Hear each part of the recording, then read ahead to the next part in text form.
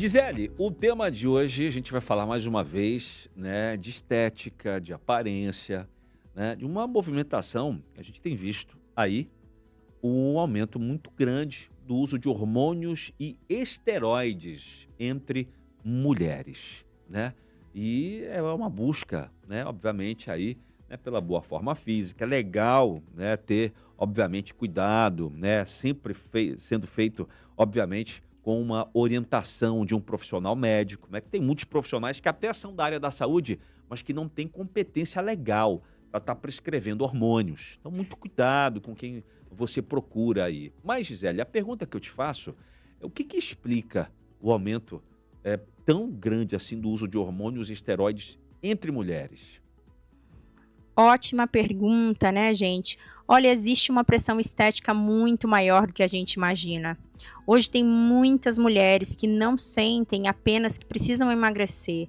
Elas também acham que precisam ter pouca gordura, músculos aparentes, pele perfeita, um corpo com características difíceis da gente alcançar naturalmente. Nesse contexto, vai crescendo cada vez mais o interesse por hormônios e esteroides anabolizantes. Muitas vezes, os possíveis resultados são muito divulgados nas redes sociais, enquanto os riscos, né, reais, físicos e psicológicos, aparecem muito pouco ou são minimizados. Só que o uso dessa substância, gente, sem indicação, sem um acompanhamento, pode sim provocar consequências muito importantes. Além de alterar todo esse organismo dessa mulher, algumas mulheres podem apresentar mudança de humor, irritabilidade, impulsividade e um forte sofrimento emocional. Eu já atendi e sempre atendo casos assim. Também existe um fator de risco psicológico, né? A pessoa alcança um determinado resultado, mas logo ela sente necessidade de aumentar ainda mais a definição muscular ou reduzir ainda mais a gordura. O corpo nunca vai parecer suficiente. Quando a busca por uma aparência passa a ser colocada antes da saúde e aí passa a colocar a tua saúde em risco, a gente precisa de verdade se perguntar se a gente está falando de autocuidado ou de uma relação muito adoecida com a tua própria imagem. Entendi. Você falou de consequências psicológicas, Gisele. É interessante até a gente ver isso, né? Às vezes, tanto a mulher quanto o homem, a gente está falando da mulher aqui especificamente, mas isso aí serve para os dois, né? Homens e mulheres. A gente percebe que quando encontra, né, já chega num estágio legal, tá todo mundo olhando, cara, a pessoa tá bonita, tá definida, tá, mas a pessoa se olha no espelho e não vê essa beleza, né? E o que a gente percebe também, Gisele, é que há uma mudança de comportamento, né? Para quem faz esse uso hormonal dessa forma. Esses hormônios podem alterar o comportamento, Gisele?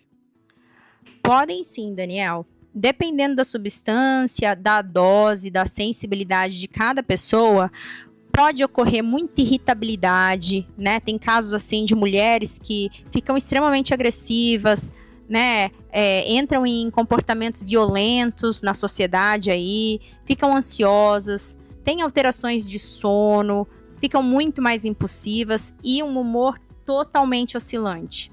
Isso não acontece da mesma forma com todo mundo, gente, tá? Isso não é uma regra que vai acontecer igual com todo mundo, porque cada organismo é um organismo diferente, cada pessoa tem uma predisposição genética para coisas diferentes. Mas o risco existe e ele precisa ser discutido com muita seriedade, sem tratar essas substâncias como uma coisa comum. Entendi. Gisele, e qual é a orientação, qual é a dica que você dá, então, para que em tempos que as pessoas acabam se expondo muito via internet, a todo esse culto, né, à forma física, como resistir a essa pressão estética? Pois é, nós mulheres, como é que nós podemos resistir a essa pressão estética? Nós precisamos nos questionar sobre os padrões que consumimos diariamente nas redes sociais, né, gente? Lembrando que aquilo que a gente vê nas redes pode envolver muito filtro, um monte de cirurgia, um monte de medicamento, hormônio e uma rotina que não é revelada. Muitas vezes aquela pessoa vive só para fazer aquilo, né? Ou ela vive da aparência dela. Também é muito importante a gente escolher metas ligadas à saúde e à funcionalidade do nosso corpo. A tua meta tem que ser ter saúde, ter um corpo que funciona e não só ter uma boa aparência. Tá bom. Tá, então, essa é a Gisele Mello, psicóloga. Você encontra no Instagram, Gisele Mello Psi, né? Sempre abordando os temas que ela mais tem contato durante aí as suas sessões de terapia, né? Com seus pacientes. Você encontra lá no Instagram também o contato do seu consultório e também conhece um pouco mais do trabalho da Gisele, tá? Gisele Mello Psi. Gisele, para você um bom fim de semana e um bom dia. Poxa, Daniel, o prazer é todo meu. Lembrem-se, um passo de cada vez também é avanço. Aqui na Difusora, a emoção de vocês sempre tem voz. Continuem e acreditem em vocês.